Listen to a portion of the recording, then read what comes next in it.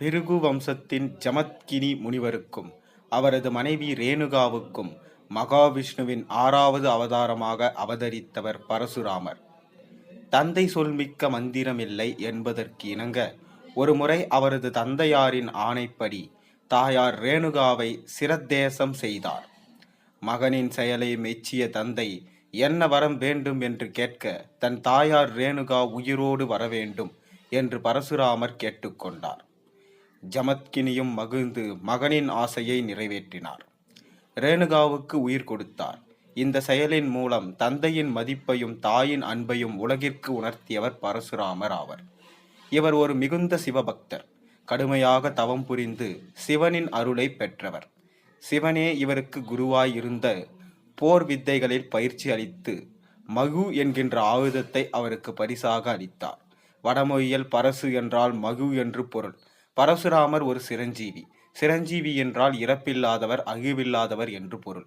மகாவிஷ்ணு எடுத்த 10 அவதாரங்களில் பரசுராம அவதாரமே சிரஞ்சீவி தன்மையுடையது. இன்னும் பரசுராமர் மகேந்திர மலையில் தவம் புரிந்து கொண்டிருப்பதாக ஐதீகம். ஒருமுறை பரசுராமர் தனது குரு சிவபெருமானுக்கு மரியாதை செலுத்த கைலாயம் சென்றார். அப்போது அங்கு இருந்த விநாயகர் பரசுராமரை உள்ளே செல்ல விடாமல் தடுத்தார். விநாயகர் பணிவுடன் பரமன் உறங்கிக் கொண்டிருப்பதாகவும் தற்போது அவரை பார்க்க முடியாது என்றும் கூறினார். ஆனால் பரசுராமர் உடனே பரமனை பார்க்க விரும்பி உள்ளே செல்ல முயன்றார். விநாயகர் தடுக்க இருவருக்கும் விவாதம் முற்றியது.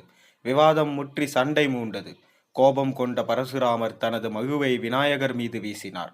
பரசுராமருடைய மகு தனது தந்தை சிவன் பரசுராமருக்கு கொடுத்தது என்று அறிந்த விநாயகர் அந்த மகுவை மிக்க மரியாதையுடன் தனது தந்தத்தினால் பெற்றுக்கொள்ள விரும்பினார். ஆனாலும் மகு ஒரு தந்தத்தை வெட்டி சென்றது. ரத்தம் சொரிந்தது. ரத்தம் சொரிய நின்ற தனது மகன் விநாயகரை கண்ட பார்வதி மிக்க துயரம் கொண்டாள். கோபம் கொண்டாள். சக்தி ரூபம் எடுத்து பரசுராமனின் 2 கைகளையும் வெட்டி அவரை கொல்ல விரும்பினாள். நல்ல வேளையாக அங்கு சிவன் வந்து பார்வதியின் கோபத்தை குறைத்து சாந்தப்படுத்தினார். பரசுராமரும் நமது பிள்ளை மாதிரி. நமது பிள்ளை தவறு செய்தால் மன்னிப்பது போல் நீயும் பரசுராமரை மன்னிக்க வேண்டும் என்று சிவன் பார்வதியை கேட்டுக்கொண்டார்.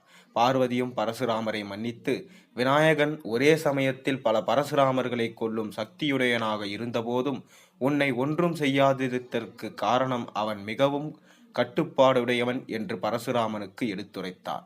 பரசுராமரும் தன் தவறை வருந்தி மன்னிப்பு கேட்டு விநாயகருக்கு பூசை செய்து அவரை மகிழ்வித்தார்.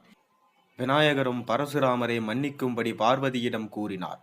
பரசுராமரும் தனக்கு சிவன் அளித்த மகிழ்வை விநாயகருக்கு அளித்து வாழ்த்து விடை பெற்றார். ஒருமுறை விநாயகர் பக்தர்கள் கொடுத்த விருந்தில் கலந்து கொண்டார். மிகப்பெரிய விருந்து. பலகாரங்களையும் இனிப்புகளையும் நிறையவே சாப்பிட்டார் விநாயகர். அதிக அளவு உட்கொண்டதால் ஜீரணமாவதற்கு சற்று சிரமமாக இருந்தது. முன்னிரவு நேரம். நிலவு பட்டப்பகல் போது காய்ந்து கொண்டிருந்தது. காற்று இதமாக வீசிக்கொண்டிருந்தது.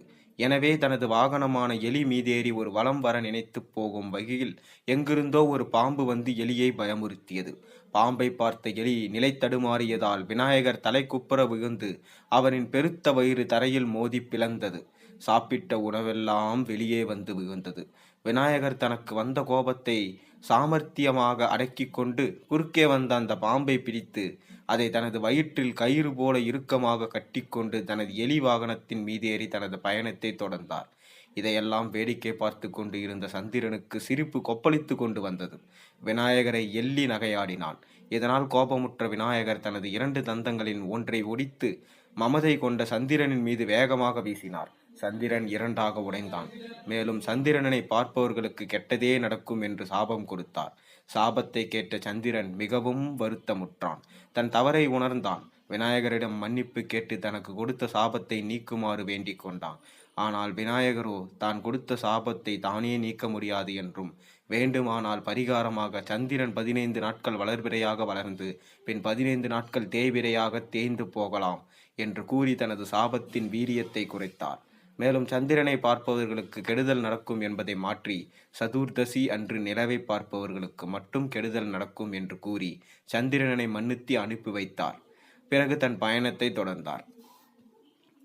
மகாபாரதத்தை எழுதினார் என்பது எல்லோருக்கும் தெரியும். அவர்தான் வியாசர். அவர் மகாபாரத சுலோகங்களை சொல்ல அவர் ஓலைச்சுவடியில் எழுத ஒரு உதவியாளர் தேவைப்பட்டார். எனவே வியாசர் விநாயகரை அணுகி மகாபாரதத்தை எழுதும் பணியில் தமக்கு உதவுமாறு கேட்டுக்கொண்டார். விநாயகரும் ஒரு நிபந்தனையுடன் ஒப்புக்கொண்டார். அந்த நிபந்தனையானது என்னவென்றால், வியாசர் ஸ்லோகங்களை சொல்ல சொல்ல விநாயகர் எழுதிக் கொண்டே இருப்பார். வியாசர் சொல்வதை நிறுத்தினால் மேற்கொண்டு விநாயகர் எழுத மாட்டார் என்பதுதான் அது. வியாசரும் ஒரு நிபந்தனை இட்டார் விநாயகருக்கு. அதாவது வியாசர் ஸ்லோகங்களை சொல்ல சொல்ல அந்த ஸ்லோகங்களின் பொருளை உணர்ந்த பிறகே அவர் எழுத வேண்டும் என்பதுதான் அது. இப்படியாக மகாபாரதத்தை வியாசர் சொல்ல விநாயகர் எழுதி கொண்டிருந்த நேரத்தில் விநாயகரின் எழுத்தாணி உடைந்தது. வியாசரோ நிபந்தனையின்படி ஸ்லோகங்களை சொல்லிக் கொண்டே இருந்தார். விநாயகரும் நிபந்தனையின்படி எழுதி கொண்டே இருக்க வேண்டும். இதற்காக தன் தந்தங்களின் ஒன்றை உடனடியாக உடைத்து அதை எழுத்தாணியாக உபயோகித்து தொடர்ந்து எழுதி மகாபாரதத்தை எழுதி முடித்தார். நிபந்தனையின்படி இப்படியாக அவர் ஒற்றை கொம்பன் விநாயகன் என்று ஆனார். இந்த கதையும் முடிந்தது. இந்த கதை உங்களுக்கு பிடித்திருந்தால் மறக்காம ஒரு லைக்கும் சப்ஸ்கிரைபும் பண்ணிட்டு போங்க. மேலும் இது போன்ற ஒரு அற்புதமான ஆன்மீக கதையோடு நாளை உங்களை சந்திக்கிறேன். நன்றி, வணக்கம்.